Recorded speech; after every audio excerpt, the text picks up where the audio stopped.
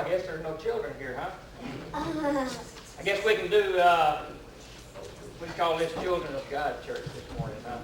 Yeah, this child wanted to come to children's church, and there was another one. That's okay. We'll just do it for the free all. First thing I want to do is I want to apologize to y'all for not being really prepared today. See, I'd forgotten all about children's church until yesterday afternoon, until Miss Vicki reminded me, and I had about an hour before the Magic store closed, so I figured I'd just shoot down to the Magic store and see if I couldn't pick up something real simple that I didn't have to work at real hard. And I got there literally a minute before the doors closed. And I told the guy, I said, man, I need something. I got children's church this morning, and I need something to show my kids, something I don't have to practice with, I don't have a lot of time. And he said, well, Magic Mel, that's what he called me. Magic Mel, we just got something in about an hour ago. He said, it's a special magic rope. And I was like, really?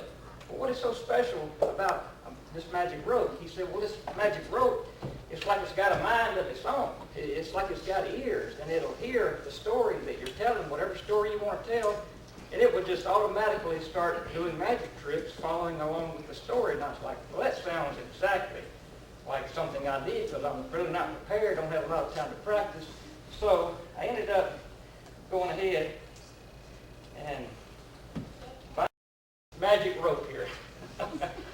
And like I said, I wasn't that prepared, didn't have a lot of time, so as I was shooting out of the house today, I was still didn't know what story I was going to tell, but I'm thinking, well, the guy said this rope will take any story and start doing magic tricks. So as I was walking out the door, I just took my Bible, flipped through it, and stuck my finger down the Bible, and opened it up, and I was in Daniel chapter 3. And Daniel chapter 3 is about 3 men who lived under the rule of King Nebuchadnezzar. And if y'all know King Nebuchadnezzar, he put out an order in all of the land that everybody needed to worship these idols and these gods and images that he had created.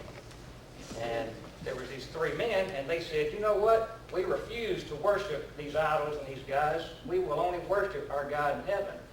Well, the name of the 3 men were Shadrach, Meshach. Well, so much for our magic rope, huh? Let's try this right here. Come on, magic rope, don't fail me now. Oh, good. It was Shadrach, Meshach, and Abednego. My goodness. And the king got mad. These are intended for children, so if they don't peek here. So the king said, you know what, if y'all aren't going to worship my gods and my images that I have laid before you, and he told his guards to take those 3 men, bind them up, take them down to the fiery furnace, and I want you to burn them alive. So that's what the guard did. The guards bound. He said also, I want you to heat that furnace up 7 times hotter than it's ever been heated before. So that's what the guards did. And they marched those men down, and because the furnace was 7 times hotter than normal, as soon as they opened up the door, what does it say happened? The fire rushed out and just killed every one of the guards. Then the Bible said the 3 men just fell off into the fiery furnace. Well, a few minutes later, King Nebuchadnezzar, he's walking around. He hadn't heard anything, what's going on, so he decides to go down and check on things himself. So he walks down to the fiery furnace to make sure everything's going according to plan. And as he looks in the fiery furnace, that's all I remember. Because, like I said, I was rushing around today and didn't have time. And when I got to church to read that last verse, what he saw, I didn't. The church had already started. So, brother, do you have your Bible there, Brother Bobby? I certainly do. Could you tell us what King Nebuchadnezzar saw when he looked into that furnace? I can. It's right here. Oh, here we go. Nope, that's not it. I think it's verse 25. Here it is right here. I got it right here. The answer, lo, I see 4 men loose, walking in the midst of the fire. Whoa. What was that last part? 4 men. Are you sure? All right, again. The answer said, lo, I see 4 men loose, walking in the midst of the fire. What version is it? Well, so much for magic rope. Well, let's try this again.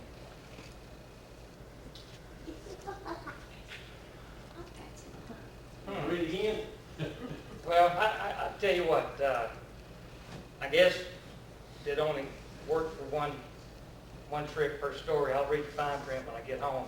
But we all know how to play the imagination game, right? Where we'll just imagine there's a fourth end on here to represent. Like I said, I apologize. I didn't get a chance to work for this. But who was that fourth man? Does it say? It says that walk in the midst of fire, and they have no word, and the form of the fourth is like the Son of God. The Son of God. So that'd be Jesus. Right? So what you're saying is there was Shadrach, Meshach, Abednego, and huh. Jesus. Okay. Well, better late than never, huh? Well, to make a long story short, correct me if I'm wrong, preacher. The Bible says that they walked out, there wasn't a hair on their head singed, and on their body or their head singed, not a single article of clothing was burned. Is that correct? That's right. Oh, On the good. smell of fire. Brother Gerald, if I known it was going to be this difficult to get work with a magic rope trying to get it to create four ends, I probably would have been just better off buying two ropes, don't you think? But you know, this 50 is not due to give me my allowance until Wednesday, and at the time, I only had enough money to buy one rope, so I guess I need to just work with what the Lord gives me, you know.